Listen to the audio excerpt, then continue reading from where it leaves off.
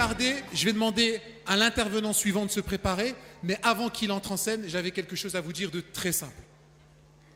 Vous savez que notre pays, et il va en parler, a connu une année terrible. Nous avons tous vécu la sidération suite aux attentats. Ça a bouleversé le pays, ça a bouleversé des gens dans le monde entier, ça vous a, vous, heurté. Certaines personnes ont même perdu des membres de leur famille. Et cet après-midi, vous avez décidé d'être là avec nous pour écouter des gens parler. Et parfois, dans les familles, il y a un débat. Est-ce que ça sert à quelque chose que d'écouter quelqu'un en train de parler? Partout dans les familles, on entend ce débat. Est-ce que, à l'île Grand Palais, cet après-midi, est-ce que ça ne va pas être que du blabla? Et blabla est une expression qui a été inventée par un auteur français qui s'appelle Céline, qui évoquait des gens qui parlent dans le vent, pour rien, gratuitement, sans conséquence. Il s'avère que jamais dans notre pays, nous n'avons eu autant besoin de gens qui parlent, parce que la parole, elle est agissante. Elle crée des choses. Elle suscite des choses quand elle est intelligente et argumentée. Et si des gens ont fait des choses mal en France, c'est parce qu'en amont, des gens leur ont parlé. S'il se passe des choses sur Terre, en bien ou en pas bien, c'est parce que des gens ont décidé d'encourager, de parler, de faire des discours, de convaincre. Et aujourd'hui, vous allez entendre des paroles qui vont vous apaiser, qui vont vous aider à comprendre ce qu'il se passe pour mieux agir. Comme lorsque vous réglez des problèmes dans vos familles, avec vos voisins, au travail. S'il n'y a pas la parole, il n'y a rien. Si on ne peut pas communiquer, on ne peut pas avancer, on ne peut pas évoluer. Il s'avère que dans notre communauté, dans les richesses de notre communauté, Sofiane Meziani a décidé d'investir la littérature et la philosophie pour comprendre et mesurer le poids des mots, parce que les mots sont importants. Donc j'appelle sur scène Sofiane Meziani pour une intervention sur la foi et la citoyenneté. Je vous demande de l'applaudir, il se prépare à l'instant. Salam alaikum, bienvenue. Donc, je te laisse t'installer. Je vais lui laisser un temps de parole d'environ un quart d'heure et puis je vais l'interroger sur une question. Ce qui est important, c'est qu'il nous explique à partir de son approche philosophique et aussi en tant qu'écrivain, comment est-ce qu'il décrypte les mécanismes qui font que l'actualité de 2015 a été sidérante et elle nous interroge sur notre citoyenneté, sur notre spiritualité. À toi, Sofiane, tu peux prendre le micro qui est là, normalement, oui. Et puis je vais venir me mettre à côté de toi.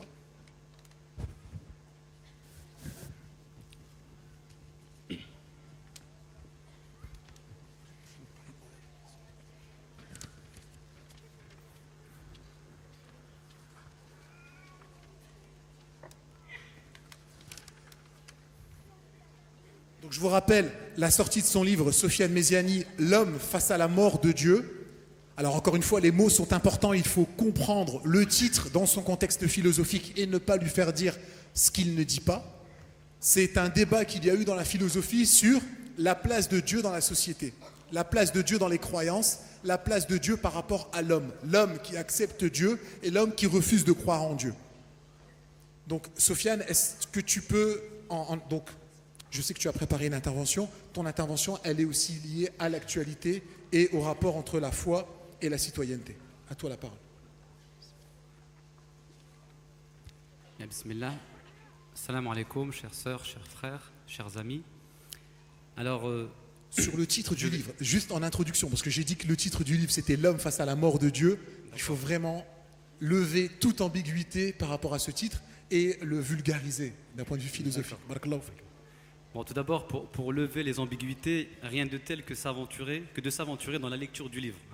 Vous aurez déjà un peu plus de clarification sur la signification du titre. Mais ce que j'entends par là, l'homme face à la mort de Dieu, il faut savoir que la mort de Dieu, c'est un concept nietzschéen. Donc c'est Nietzsche. On connaît la fameuse expression Dieu est mort. Et ce livre n'est rien d'autre qu'une critique de la modernité, en fait, et de la manière dont elle a neutralisé la conscience religieuse au sein de la société. Et qu'une société qui s'est construite en se délivrant de la transcendance du religieux est une société qui est sujette à tous les excès, et c'est ce que j'essaie de mettre en évidence, et je ne vous en dirai pas plus, je vous laisserai, Inch'Allah, le soin de le découvrir. Alors, il paraît officiellement le 1er mars dans toutes les librairies, Inch'Allah. Alors, en ce qui concerne le thème qui nous intéresse aujourd'hui, je vais tenter, dans les 20 minutes qui me sont imparties, d'articuler ma réflexion en 3 temps. Alors, bien entendu, le temps étant court, je me contenterai uniquement d'exposer quelques pistes de réflexion. On sait que le processus de radicalisation, le mécanisme de radicalisation est complexe. Mais nous, on va porter notre attention sur 2 éléments qui structurent ce processus, ce mécanisme, 2 éléments sur lesquels on va insister et qui vont nous permettre non seulement d'entrer dans le vif du sujet, mais aussi de soulever des questions de fond. Le premier élément, c'est la question du nihilisme. Et qu'est-ce que ça veut dire le nihilisme? L'esprit nihiliste, c'est l'esprit nihiliste qui a motivé, qui conduit les jeunes à se radicaliser et pour certains à passer à l'acte. Un nihiliste, c'est quelqu'un qui veut en finir avec l'univers qui l'entoure. C'est quelqu'un qui dit non à la société qui le voit grandir. C'est quelqu'un qui ne croit plus ni aux prétendues réformes, ni à la liberté, ni aux rêves républicains. C'est quelqu'un, encore une fois, qui veut en terminer avec une société qui ne le reconnaît pas. Voilà un esprit nihiliste. Donc, première des choses qui structure le mécanisme, le processus de radicalisation, c'est ce nihilisme-là. Alors, c'est vrai que la manière dont ces nihilistes expriment leur critique, elle est violente, parce qu'il y a des passages à l'acte, il y a des morts. Ce sont des critiques abjectes, violentes, abominables. On condamne la violence, on condamne le crime, mais on doit entendre la critique qu'il y a derrière. Ça veut dire que derrière le bruit de la violence, il faut entendre le cri de solitude qui habite ces individus, ces jeunes, ce cri de solitude. Et ces cris de solitude met le système, les responsables politiques devant leurs responsabilités. C'est une critique de la société du mépris et du rejet. Et qu'aujourd'hui, nos responsables politiques sont en train de pratiquer une politique de la surdité. Ils ne veulent pas entendre cette critique qui sous-tend ces crimes qu'il faut condamner, je le dis, je l'insiste, et ne veulent pas l'entendre. Et on essaie même de fuir les débats, parce qu'on dit que justifier, expliquer, c'est justifier. Et ça, en fait, cette formule, ce slogan publicitaire digne d'un politicien, témoigne d'une véritable crise de la pensée. On refuse le débat, on refuse la réflexion pour se contenter de quelques slogans publicitaires ou de quelques tweets risibles. Et quand on est face au spectacle de la gesticulation des responsables politiques qui se bousculent de manière risible sur les réseaux sociaux, il y a de quoi s'interroger. Il y a de quoi s'interroger. Parce qu'aujourd'hui, le terrorisme est devenu une industrie politique. Le terrorisme est devenu une machine à gagner des voix. Et ça, il faut le refuser. Il faut le refuser, il faut le condamner en menant une critique créatrice de l'actuel système politique. Ça, c'est une première des choses, le nihilisme. La deuxième des choses, et c'est sur ce deuxième point que je vais m'attarder, c'est les impasses et les failles du discours et de l'engagement islamique. Sur les impasses et les failles du discours et de l'engagement islamique. Parce qu'en tant que musulmans, nous avons aussi une part de responsabilité dans ce processus de radicalisation qu'il ne faut pas nier, qu'il ne faut pas rejeter. Parce que si on étudie le discours musulman aujourd'hui, il est axé sur 3 choses. La première des choses, c'est le bavardage théologique. Aujourd'hui, Internet regorge de polémistes musulmans qui se bousculent aussi bien que les responsables politiques sur les réseaux sociaux, sur des questions de détail, sur des questions de théologie. La sagesse divine a été réduite à du verbiage. C'est le triomphe du verbiage stérile. On est à l'ère de la polémique, la culture du clash. Et malheureusement, beaucoup d'acteurs musulmans et de personnalités musulmanes contribuent à instaurer ce climat intellectuel qui pousse à la sclérose, à l'enfermement, qui pousse les musulmans à s'enfermer dans des cases, dans des tendances. Et ça, voilà, c'est ce qui caractérise le discours islamique d'aujourd'hui.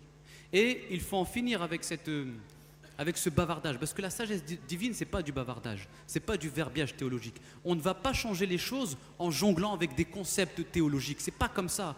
Beaucoup pensent qu'aujourd'hui, on va réformer par une refonte de la théologie. Non, on va réformer en redonnant un souffle nouveau au pacte originel qui lie l'homme, qui relie l'homme à Dieu. Et là, c'est plus une question de mystique que de théologie. Ça, c'est le premier élément que je voulais mettre en évidence. La deuxième des choses qui structure le discours islamique, c'est l'obsession de la référence. C'est qu'on pense qu'un discours islamique, c'est un discours qui est bétonné de hadiths, de traditions du prophète et de versets du Coran, ponctués par quelques mots arabes. Et on pense que c'est ça un discours islamique. Donc un discours qui peine à s'ouvrir sur le monde qui l'entoure, qui peine à s'ouvrir sur son univers, et cette obsession idéologique eh bien, conduit les musulmans à s'enfermer dans leur propre univers de référence. Et l'une des démarches, l'une des entreprises intellectuelles que nous devons mener, c'est de repenser, redéfinir les termes de notre discours pour qu'ils soient plus ouverts, pour que nous puissions mobiliser d'autres références. Parce que le prophète nous dit, le Coran a été envoyé comme miséricorde pour les mondes, pas pour les musulmans uniquement, pour les mondes. Alors comment voulez-vous être audibles, comment voulons-nous être audibles et parler aux autres si nous restons prisonniers de notre univers de référence? Si nous ne sommes pas capables de nous décentrer intellectuellement, d'autant que l'imaginaire musulman aujourd'hui repose sur une idéologie qui est partagée, sur un substrat idéologique qui est partagé par toutes les tendances islamiques, à des degrés différents, selon que l'on soit de telle ou telle tendance. Donc il faut revoir les choses à la base. Et pour cela, il faut désacraliser l'histoire des musulmans, désidéaliser, relativiser l'autorité des savants, pour pouvoir libérer la pensée, pour pouvoir briser ces frontières intellectuelles dans lesquelles nous nous sommes enfermés, à l'intérieur desquelles nous nous sommes enfermés. Il faut être capable d'interroger, de bousculer et de briser ces frontières intellectuelles dans lesquelles nous nous sommes cantonnés. Il faut sortir de là. Parce que il est regrettable aujourd'hui de voir que nous sommes dans une espèce de... Nous vivons une espèce de paresse intellectuelle. On n'ose pas bousculer, on n'ose pas interpeller, interroger. Et on se contente de se conformer. La dictature du conformisme. Donc, deuxième des choses, l'obsession de la référence. Troisième des choses qui structure le discours musulman, c'est la morale juridique. Comme si la foi du musulman, elle est là uniquement pour définir une charte de droits et de devoirs sur laquelle le musulman doit s'ajuster parce qu'il y a un gendarme céleste qui l'observe en vue de le juger. C'est la conception de l'islam que nous avons développée, un islam moralisateur, un islam réduit à un calcul, à une morale de l'intérêt, où chacun se fait le comptable de ses hasanats, où l'islam n'est rien d'autre qu'une économie de hasanat. Combien de hasanat j'ai gagné? Morale de l'intérêt. Mais ça soulève de véritables questions philosophiques. Parce qu'on peut vous dire, mais est-ce qu'il y a besoin de croire en Dieu pour faire le bien? Est-ce qu'il y a besoin de croire en Dieu pour dire la vérité? Parce que si la foi n'est qu'une question de morale, certains vous diront, mais je n'ai pas besoin de Dieu pour m'abstenir de voler. Donc on voit bien que finalement, il y a une compréhension simpliste et réductrice de la foi, parce que la foi en islam donne un sens bien plus élevé à la vie. Ce n'est pas uniquement une question de morale, ce n'est pas une question de régler le musulman selon une logique de droit et de devoir, de halal et de haram. Et cette morale juridique, ce juridisme qui a transformé l'islam, limite en une espèce de consulat islamique qui délivre des fatawas. Voilà. Une banque de fatawas. Et ça, c'est extrêmement problématique. Ça veut dire qu'on a dépouillé l'islam de sa dimension spirituelle et de sa dimension philosophique, de sa capacité à interroger et à faire preuve de créativité. Et la foi en islam, encore une fois, elle a une signification bien plus élevée. Il s'agit, selon un verset célèbre dans le Coran, dans Surat al-Baqarah, il s'agit de faire de l'homme, écoutez bien, de faire de l'homme le coopérateur, le co-créateur de Dieu sur terre. Et c'est en ce sens qu'il faut comprendre le verset qui dit « Et nous avons honoré le fils d'Adam » parce que nous lui avons accordé, autrement dit implicitement, une tâche qui est celle de coopérer, de collaborer avec Dieu. Mais qu'est-ce que ça veut dire? Attention avant que les passions ne se déchaînent. Qu'est-ce que ça veut dire collaborer, co-créer, participer à l'achèvement de la création? Qu'est-ce que ça veut dire? En fait, Allah subhanahu wa ta'ala a créé l'homme en lui accordant une faculté qui le distingue des animaux et des plantes. Et finalement, s'en tenir à une lecture purement morale du Coran, réduit le musulman à adorer Dieu à la manière des plantes et des animaux. Mais l'être humain a une tâche bien plus élevée. L'être humain a une tâche bien plus élevée. C'est qu'Allah te dit, voilà, l'évolution, le monde évolue. L'univers, il y a de la nouveauté qui se produit en permanence dans la création. Et donc pour être en phase avec cette évolution, avec ce mouvement multiforme de la vie, de la création, il faut une dynamique de l'intelligence, d'une intelligence créative, qui est là, qui pense du nouveau, qui s'adapte, qui apporte de nouvelles idées, une nouvelle façon de penser le monde, les relations humaines. C'est extrêmement important. Il nous a accordé à notre niveau, à notre modeste niveau, une part de la création. Autrement dit, Dieu a accordé aux croyants une marge de manœuvre, une latitude intellectuelle pour qu'ils puissent inventer son propre chemin. Parce que l'islam, c'est bien plus qu'une morale, c'est un art de vivre. Et le croyant n'est rien d'autre qu'un artiste qui trempe sa plume dans l'encre divine pour dessiner son propre chemin, pour inventer sa propre poésie. Et ça, il faut se le mettre en tête. Dernière des choses, oui. J'ai ma question, avant ta dernière des choses. Partons du principe qu'un jeune qui s'est radicalisé développe, en partant de ce que tu viens de dire, c'est-à-dire qu'il se libère de la dictature uniquement de la référence, du bavardage théologique. Imaginons un jeune radicalisé très intelligent, très philosophe, qui écoute tes paroles et qui te dit « Moi, j'ai une éthique et une morale qui rend insupportable l'injustice internationale cautionnée par nous, l'Occident, parce que nous sommes l'Occident, en tout cas une partie. » Qu'est-ce que tu réponds à un jeune qui te dit que philosophiquement, ce qui se passe là-bas, on bombarde des enfants, on viole des femmes, c'est insupportable, je ne l'accepte plus, je décide de rejoindre le rang de l'État islamique, le rang de Daesh, en utilisant des arguments philosophiques. Qu'est-ce que toi, lui, il utilise des arguments philosophiques en partant de ce que tu dis, et en partant aussi de la littérature musulmane, que ce soit le Coran ou les hadiths. Qu'est-ce que toi, philosophiquement, tu peux donner comme argument poids lourd face à un jeune qui parfois, lui aussi, a des arguments poids lourds? Je n'ai pas de vie ici, je n'ai pas de statut, et je ne cautionnerai pas de mon vivant les injustices concernant les civils. D'accord. Ce que je dirais, c'est que je partagerai son sentiment d'injustice, mais je ne partagerai que ça, que cette indignation. Et après, là où je me mettrai en désaccord avec lui, c'est dans la manière d'exprimer ce sentiment d'injustice. L'exprimer dans la violence, l'exprimer en répondant à la même logique que ceux que tu essaies de combattre. Et donc là, en fait, répondre à la violence, c'est répondre avec le même ton et les mêmes termes de combat et de débat qu'on t'a imposé.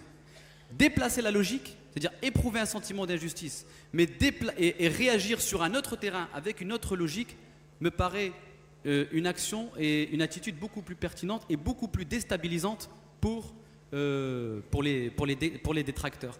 Donc voilà, en gros, si on peut répondre à cette question, et juste pour pas que je perde le fil conducteur et éviter de nous éparpiller et que je clarifie la réflexion, c'est que j'étais en train de vous dire que voilà, notre discours, 3 choses qu'il faut essayer de revoir. 1, le bavardage théologique. L'islam ne doit pas se réduire, la sagesse ne doit pas se réduire à du bavardage juridique. Deuxième des choses, s'affranchir de l'obsession de la référence pour s'ouvrir sur le monde qui nous entoure. Et troisième des choses, ne pas réduire la foi à la définition d'une morale, une question de droit et de devoir, mais montrer aux jeunes musulmans qui portent la foi, mais la foi, elle est là pour te donner un sens élevé, une signification profonde, elle fait de toi le collaborateur de Dieu sur terre, donc tu es investi d'une mission, d'une tâche qui t'honore, d'une tâche digne, parce que Dieu laisse une marge de manœuvre, une latitude intellectuelle à ton intelligence, à ton esprit pour que tu y laisses ton empreinte. C'est important, je pense que c'est ce message, ce discours qu'il faut commencer à développer, à mettre en évidence et arrêter le discours qui parle qu'en termes de hasanat, hein, une économie de hasanat. Même si, bien entendu, ça a son importance en islam, mais ne pas le réduire à cela. Maintenant, ça nous conduit à un dernier point, et c'est avec ça que je vais terminer. Il reste 2 minutes, oui. C'est la question de l'engagement. La question de l'engagement, à partir du discours-là, quel engagement pour le citoyen musulman? Quel type d'engagement? Et l'engagement, en 2 minutes, je suis obligé de condenser. Je pense qu'aujourd'hui, la meilleure façon d'impacter la société, c'est d'investir les consciences à la base, notamment sur le plan culturel. Notamment sur le plan culturel, investir le champ de la culture. Parce que la loi, il y a une loi qui régit l'histoire de l'humanité depuis sa naissance, est la suivante. C'est que les frontières politiques s'adaptent systématiquement aux frontières culturelles. Si vous avez une vision du pouvoir, eh bien ce pouvoir, vous pourrez le mettre en place qu'en définissant à la base la physionomie, le vêtement culturel. Donc plutôt que de changer les choses en marchandant avec le pouvoir, il faut changer les choses en investissant le champ de la culture. Et malheureusement, ce que je disais tout à l'heure, c'est que cette morale juridique, cette morale de l'interdit a contribué à scléroser, à enfermer, à asphyxier l'action, la créativité du musulman. Combien de musulmans aujourd'hui sont passés à côté de leur génie parce qu'on leur a interdit, on leur a dit que c'était la peinture, la musique, l'art, c'est haram. Ils sont passés à côté de leur génie alors qu'ils auraient pu apporter des choses. Et moi, je suis d'avis aujourd'hui, mon point de vue personnel, c'est de dire que le changement se fait sur le plan de la culture, en investissant le terrain de l'art, de la poésie, du cinéma, de la musique, de la littérature. C'est dans ces domaines-là que nous devons pousser nos jeunes, parce que nos discours, jusqu'à présent, contribuent à les enfermer dans leur univers de référence, à aller voyager dans d'autres pays pour s'armer. Regardez bien, pour s'armer, non pas pour s'harmoniser, pour trouver l'harmonie.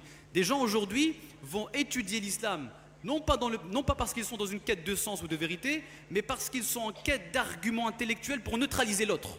C'est que chacun cherche des arguments dans le Coran et dans la Sunna pour neutraliser. Mais ça, c'est notre discours qui a instauré ce climat intellectuel délétère. Ce climat intellectuel délétère. Et donc, ces jeunes-là ne sont plus en quête de sang dans leur vie, ils cherchent des arguments et cherchent à entrer dans cette logique du clash et de la polémique. Barakallahu fik, merci Sofiane. On peut l'applaudir et le remercier. Je rappelle que donc, Sofiane est issu de la région, il est connu de plus en plus, il est enseignant à Averroès, donc c'est un peu la transition avec la présentation de tout à l'heure. À Averroès, dans le lycée Averroès, tout le monde est important, les enseignants, des enseignants comme Sofiane, et puis aussi les bénévoles, les petites mains qui ce matin se sont réveillées tôt pour que vous puissiez passer une bonne journée et que vous puissiez voir ce stand. Donc je vous invite à lire ce livre, je vous invite à lire les autres livres de Sofiane parce que c'est un auteur prolifique. Il prouve qu'en étant autodidacte, on peut être aussi brillant que des universitaires ou que d'autres philosophes qui, eux, sont peut-être à l'Académie française, mais n'ont pas les mêmes valeurs que nous. Et donc c'est très important de pouvoir lire et d'avoir cette approche philosophique sur la culture, sur l'engagement et puis sur l'explication des mécanismes qui poussent des jeunes des fois à semer l'irréparable. Donc merci Sofiane, barakallahu fik. Si je peux me permettre juste une chose, c'est vrai que j'ai l'honneur et le privilège d'exercer au sein du lycée Averroès et j'aimerais au passage saluer tous les élèves d'Averroès qui sont ici présents et le personnel, les enseignants et les collègues. Oh, barakallahu fikum. Barakallahu fik, merci Sofiane.